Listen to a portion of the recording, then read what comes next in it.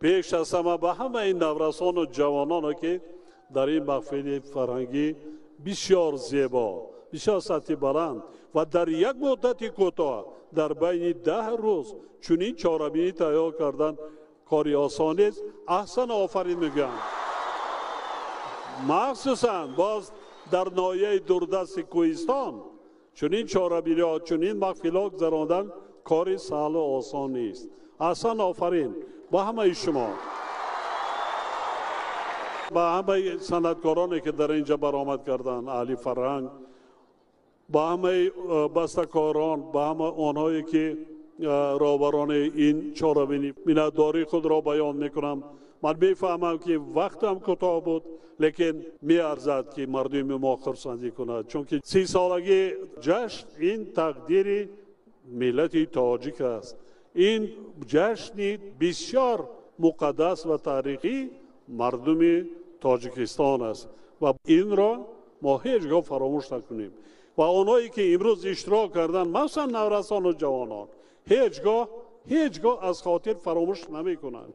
و این دولت و این آبادی ها همش برای شما جوان ها است. شما آینده این دولت را صاحبی میکنید.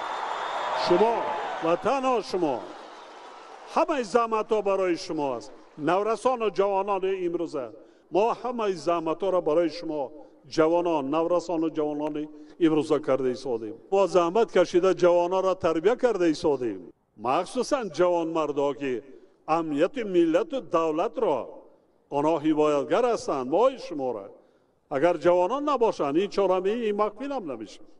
خوشبخت باشید، آباد باشید، سربلند باشید. شما را من از جان خودم زیادتر دوست می‌دارم. خوانید، کسب و هنر آموزید، سطح بلندی معرفت ناگیره سزاوار گردید. دولت را کی آباد میکند؟ متخصص، خب معمار، ساختمانچی، انجینیر، دانشمند، عالم، اهل زیا. برای خواندن نکن. همه شرایط را برای شما کردیم.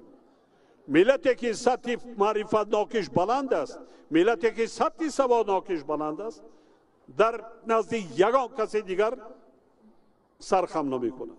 دولت رشد میکند، ترقی میکند، آباد میشه، سطح زندگی خوبتر و بهتر میشه. خانتان شرایط خوب استفاده برید کنید. من تمام شرایط را برای شما نسل نورس جوانان مهیا کردم. وقت استفاده کردن بود. سواد داشته باشید، کسب داشته باشید، هنر داشته باشید، دیگر سرحدها در زمان جهانی شوی یگان راه بازی نمی کند. در تمام گوشه کنار دنیا نانتان میوین صاحبی میکنید، زندگی تان پیش میبرید، با هیچ کس محتاج نمیشوید.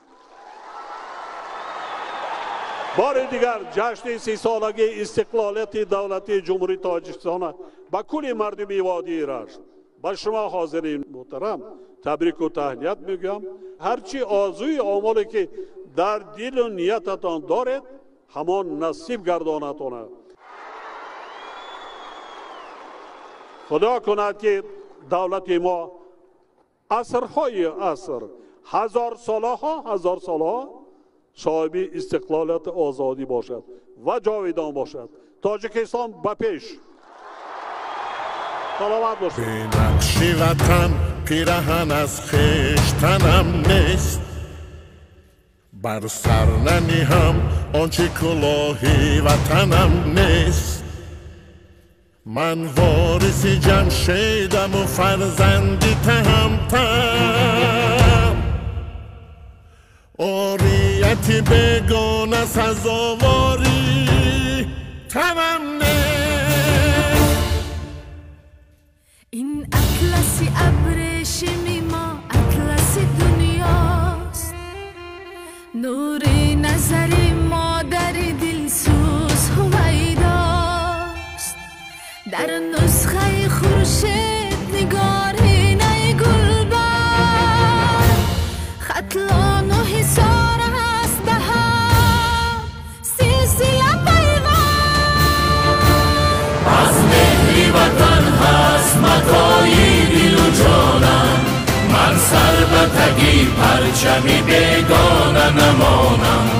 من سر سربتگی پرچمی بیگانه نمانم با مظهر آزادی 30 ساله ملت چون کوهی سرافرازم و منظور جهانم چون کوهی سرافرازم و منظور جهانم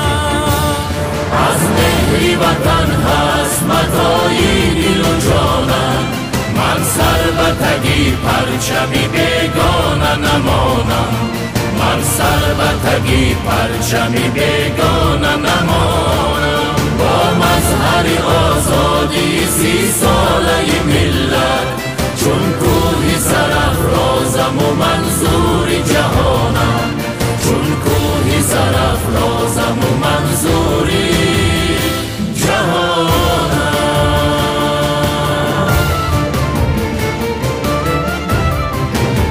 دولت رشد میکند ترقی میکند آباد میشه سطح زندگی خوبتر و بهتر میشه خانه‌تان شرایط خوب استفاده برید کنید من تمام شرایط را برای شما نسل نورس جوانان مهیا کردم وقت استفاده کرده بود سواد داشته باشید کسب داشته باشید هنر داشته باشید دیگر سرحدات در زمان جهانی شوی یگان رول بازی نمی کند در تمام گوشه کنار دنیا نانتان میوین صاحبی میکنید زندگی تان پیش میبرید با هیچ کس محتاج نمیشوید بار دیگر جشن 30 سالگی استقلالیت دولتی جمهوری تاجیکستان با کل مردمی وادی رشت با شما حاضرین محترم تبریک و تهنیت میگم هرچی آرزوی آمالی که در دل و نیتتان دارید همان نصیب گردانتونه خدا کند که دولت ما عصرهای عصر هزار سالها صاحب استقلالت آزادی باشد و جاویدان باشد تاجیکستان به پیش سلامت باشید канали мо дар сомонаи YouTube ҳамнаво обуна шав ва аз видеоҳои нав бохабар бош.